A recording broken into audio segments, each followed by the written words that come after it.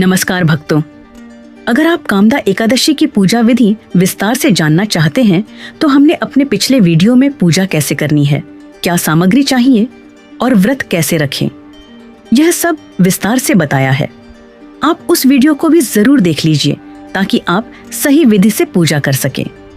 अब आइए सुनते हैं कामदा एकादशी की पवित्र कथा। आज हम सुनेंगे कामदा एकादशी की संपूर्ण और विस्तृत कथा। इस पवित्र कथा का वर्णन पद्म पुराण में मिलता है। यह एकादशी सभी मनोकामनाओं को पूर्ण करने वाली मानी जाती है। भक्तों, प्राचीन समय में रत्नों से सजी एक सुंदर नगरी थी जिसका नाम भोगीपुर था।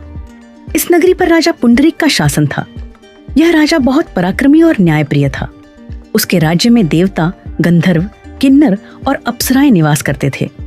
हर समय वहां संगीत और नृत्य का वातावरण रहता था। उसी नगरी में ललित नाम का एक गंधर्व रहता था। उसकी पत्नी का नाम ललिता था। दोनों पति पत्नी एक दूसरे से अत्यंत प्रेम करते थे। वे हमेशा साथ रहते और एक दूसरे के बिना एक पल भी नहीं रह पाते थे। एक दिन राजा पुंडरीक ने अपनी सभा में गंधर्वों को संगीत प्रस्तुत करने का आदेश दिया। सभा बहुत भव्य थी और सभी देवता उपस्थित थे।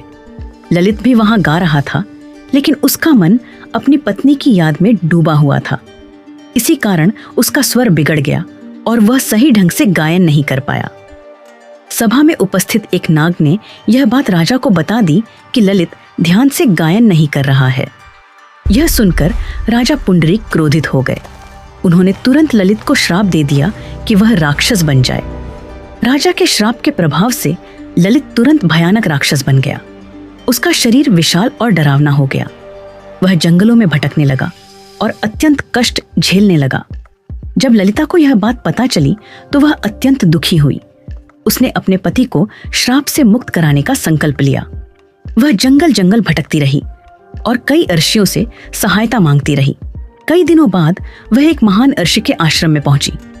ऋषि ने उसका दुख सुना और उससे कहा, चैत्र मास के शुक्ल पक्ष की कामदा एकादशी का व्रत करो। इस व्रत के प्रभाव से तुम्हारा पति श्राप से मुक्त हो जाएगा। भक्तों, ललिता ने पूरी श्रद्धा और नियम से कामदा एकादशी का व्रत किया। उसने सुबह स्नान किया, भगवान विष्णु की पूजा की, मंत्र जाप किया और पूरे दिन उपवास रखा। द्वादशी तिथि को उसने व्रत का पुण्य अपने पति को समर्पित किया। व्रत के प्रभाव से तुरंत ललित का श्राप समाप्त हो गया और वह पुनः सुंदर गंधर्व बन गया। पति पत्नी दोनों अत्यंत प्रसन्न हुए और अपने नगर लौट आए। भक्तों, तभी से कामदा एकादशी को सभी इच्छाओं को पूर्ण करने वाली एकादशी माना जाता है।